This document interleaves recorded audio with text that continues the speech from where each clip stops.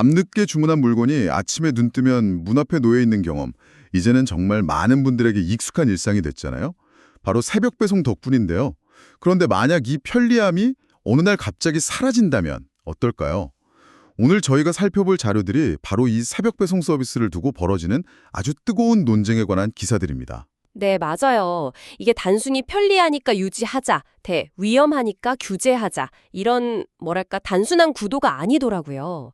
자료들을 깊이 들여다보니까요. 그 안에는 노동자의 건강권이라는 아주 중요한 가치가 있고요. 또 수만 명의 일자리 문제, 그리고 내가 일하고 싶을 때 일할 수 있는 개인의 자유라는 문제까지 아주 복잡하게 얽혀 있었어요. 오늘 저희는 이 자료들을 통해서 각 주장의 핵심 근거가 뭔지, 그리고 이 논쟁이 우리 사회에 던지는 진짜 질문은 무엇인지 한번 파헤쳐 보겠습니다. 좋습니다. 자, 그럼 이 논쟁이 어디서부터 시작됐는지 그 출발점부터 한번 짚어보죠. 갑자기 왜 새벽 배송을 규제해야 한다는 목소리가 나오기 시작한 건가요? 이 논의를 주도하고 있는 건 더불어민주당인데요. 그 핵심 명분은 바로 노동자 건강권 보호예요. 사실 여기에는 좀 안타까운 배경이 있습니다. 자료에 따르면 올해 쿠팡 물류센터나 배송 캠프 같은 곳에서 일하던 노동자 8분이 안타깝게 목숨을 잃었거든요. 아, 8분이나요? 네. 근데 이분들 중 상당수가 야간이나 새벽 시간대에 근무했다는 사실이 알려지면서 이 시간대 노동의 안전성 문제가 사회적 쟁점으로 떠오른 거죠. 아, 그러니까 단순히 일이 힘들다, 피곤하다 이런 차원의 이야기가 아니라 실제 사망사고까지 발생하니까 이걸 더 이상 방치해서는 안 된다는 어떤 사회적인 위기감이 생긴 거군요. 바로 그거예요.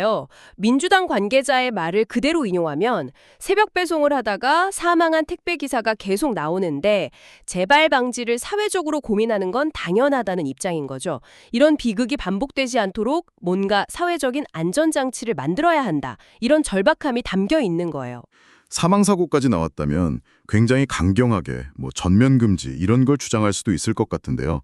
실제로 그 정도의 강한 규제를 요구하고 있나요? 아니면 좀 더 현실적인 대안을 이야기하고 있나요? 그 지점이 중요해요. 자료를 보면 규제를 주장하는 쪽도 전면 금지는 현실적으로 어렵다는 걸 알고 있어요. 그래서 핵심은 노동자 건강에 가장 치명적일 수 있는 심야 시간대, 예를 들어 밤 10시부터 아침 6시 사이에 배송 업무를 제한하자. 이쪽으로 논의가 모아지고 있더라고요. 아, 시간을 특정해서. 네, 아침에 물건을 받는 편리함 자체를 없애자는 게 아니고요. 가장 위험한 시간대에 노동을 줄이거나 다른 방식으로 보완해서 노동자의 안전을 우선 확보하자는 그런 취지인 거죠. 노동자 건강권이라는 명분, 특히 사망사고와 연결되니 정말 중요하게 들리는데요. 그런데 자료를 보면 이 명분에 대해서 그게 전부가 아니다라고 반박하는 목소리가 정말 많습니다. 여기서 정말 흥미로운 지점이 나오는데 이 규제의 가장 큰 명분은 노동자 보호잖아요. 그렇죠. 그런데 정작 그 보호의 대상인 쿠팡 노동조합이 가장 강하게 반대하고 있다는 점이에요. 이건 단순히 찬반을 넘어서 보호란 무엇인가라는 근본적인 질문을 던지는 이 논쟁의 가장 아이러니한 지점 같아요. 맞아요. 바로 그 지점 때문에 이 논쟁이 이렇게 복잡하고 뜨거운 거예요. 반대 목소리가 단순히 다른 정당인 국민의힘에서만 나오는 게 아니고요. 학계, 그리고 말씀하신 것처럼 가장 중요한 당사자인 노동조합과 현장의 노동자들로부터 터져나오고 있거든요. 특히 국민의힘 조지현 의원이 제시한 데이터가 아주 구체적이던데요. 네, 그냥 반대한다가 아니라 데이터를 근거로 제시했어요. 고용노동부 자료를 인용했는데 지난 5년 6개월간 과로사의 주요 원인인 심뇌혈관 질환으로 사망한 분이 총 2,407명이었어요. 그런데 이 중에서 택배업 종사자는 45명, 전체의 1.9%에 그쳤다는 거예요. 1.9%요? 네, 오히려 같은 기간 택시업은 112명, 버스업은 52명으로 더 많았죠. 잠깐만요. 그 데이터는 정말 의외네요. 택배업보다 택시나 버스업 종사자 사망자가 더 많다고요? 그렇다면 왜 유독 새벽 배송만 콕 집어서 규제하려는 걸까요? 혹시 자료에 그 배경에 대한 설명이 있나요? 바로 그 점을 지적하는 거예요. 왜 유독 새벽 배송만 문제 삼느냐는 거죠. 이 논리대로라면 심야에 일하는 야간 경비원이나 24시간 음식점, 병원 응급실 같은 곳들도 다 문을 닫게 할 거냐, 이런 근본적인 질문을 던지는 겁니다. 특정 산업만 표적으로 삼는 건 형평성에 어긋난다는 날카로운 비판이죠. 그렇군요. 데이터로 보면 그런 의문이 충분히 들 수 있겠어요. 아까 잠깐 언급했지만 제가 가장 의외였던 건 역시 쿠팡 노동조합의 입장이었어요. 보통 노조는 노동시간 단축이나 근무 환경 개선을 요구하는 최전선에 있잖아요. 그런데 왜 이 사안에서는 오히려 계속 일하게 해달라는 목소리를 내는 걸까요? 정진영 쿠팡 노조 위원장의 말이 아주 직설적이에요. 이 정책은 노동자를 보호하는 게 아니라 생계와 고용을 불안정하게 만드는 정책이라고 아주 강하게 비판해요. 현장의 목소리는 이런 거예요. 새벽 배송이 금지되면 당장 야간 수당이 사라져서 임금이 줄어들고, 아, 임금 삭감이요? 네, 심하면 일자리 자체가 없어질 수 있다는 거죠. 즉, 건강이라는 명분보다 당장 내 지갑과 밥줄이 끊길 수 있다는 생계에 대한 현실적인 공포가 훨씬 크다는 겁니다. 그러니까 노조는 생계의 문제로 보고 있고 학계여서는 이걸 개인의 자유라는 더 큰 틀에서 보고 있는 거군요. 정확해요. 명지대 조동근 교수의 비판이 바로 그 지점을 파고들어요. 이건 근로의 자유를 국가가 제약하는 행위라는 거죠. 개인이 자신의 상황과 필요에 따라서 자율적으로 일할 시간을 선택할 수 있는데 이걸 보호라는 정치적 명분으로 막아서는 건 결국 개인의 자유를 박탈하는 행위라는 거예요. 시대의 흐름에 역행하는 처사라는 비판도 덧붙였고요. 알겠습니다. 정치권의 데이터 공방, 노조의 생계 문제, 학계의 자유권 논리까지 들어봤는데 사실 가장 인상 깊었던 건 당신이 공유해준 다른 기사였어요. 기자가 직접 쿠팡 물류센터에 가서 일하면서 만난 사람들의 목소리를 담은 자료요. 이분들 이야기를 들어보니까 논쟁이 또 완전히 다르게 보이더라고요. 맞아요. 이 기사의 가장 큰 힘은 현장 노동자들이 스스로를 피해자나 착취의 대상으로 전혀 인식하지 않는다는 점을 생생하게 보여준다는 데 있어요. 이분들에게 새벽 노동은 각자의 절박한 사정에 맞춘 가장 현실적인 선택지였던 거죠. 구체적인 사례들이 정말 기억에 남아요. 그렇죠. 몇 가지만 소개해드리면 이 논쟁의 복잡한 얼굴이 그대로 드러나요. 우선 함께 일하러 온 20대 커플이 있었어요. 낮에는 각자 학교 일정 때문에 바쁘니까 주말 밤에 같이 나와서 일하면서 데이트 비용을 번다는 거예요. 와, 새벽 노동이 데이트라니. 이건 정책을 만드는 사람들이 전혀 상상하지 못했을 그림 같아요. 정말 그렇죠. 또 유럽 여행 자금을 모으기 위해 일하는 20대 여성분도 있었어요. 이분 말이 짧은 시간에 비교적 많은 돈을 벌 수 있는 최고의 일이라는 거예요.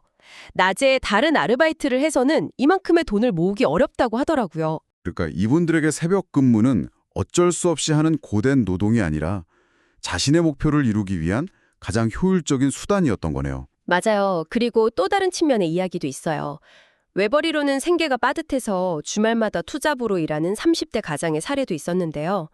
한 번 일하면 10만 원에서 13만 원 정도를 벌 수 있으니까 가족을 위해 쿠팡만한 곳이 없다고 이야기해요. 아, 심지어 낮에 운영하는 가게 장사가 너무 안 돼서 생계의 마지막 안전판으로 새벽 아르바이트를 하는 자영업자도 있었어요. 이 일이 막히면 정말 막막해진다고 호소했죠. 이분들 이야기의 공통점은 결국 이건 내 성탁이다라는 거네요. 왜 국가가 내 스케줄을 정해주냐는 그 반문이 정말 날카롭게 들립니다.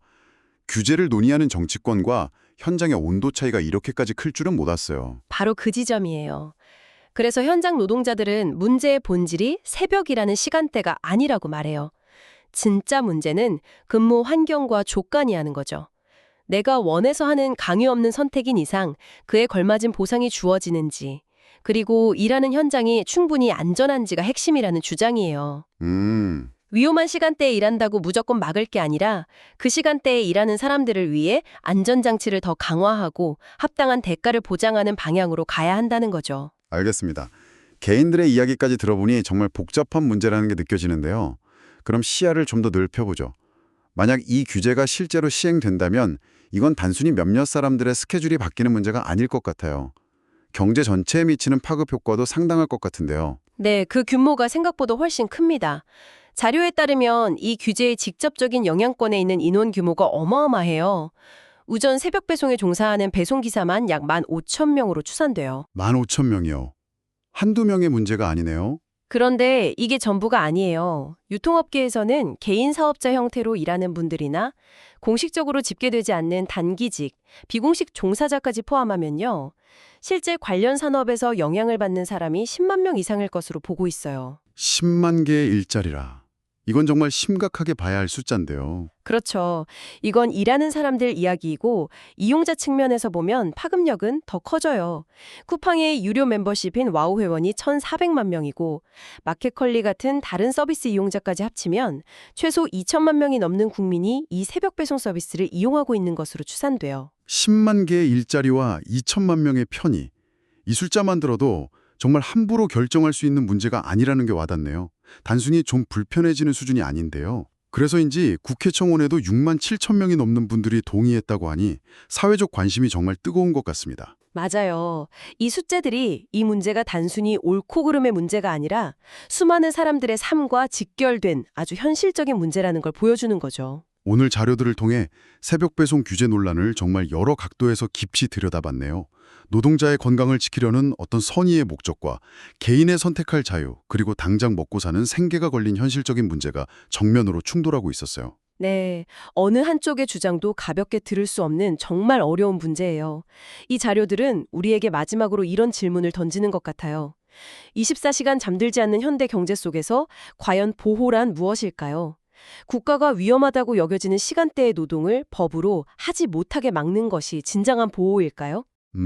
아니면 노동자가 어떤 시간대에 일하기를 선택하든 그 현장을 충분히 안전하게 만들고 그에 대한 정당한 대가를 확실히 보장해주는 것, 그것이 진정한 보호일까요? 이 논쟁은 단순히 새벽 배송을 넘어 우리 사회가 노동의 가치와 개인의 자유를 앞으로 어떻게 조화시켜 나갈 것인지에 대한 아주 깊은 고민을 요구하고 있습니다.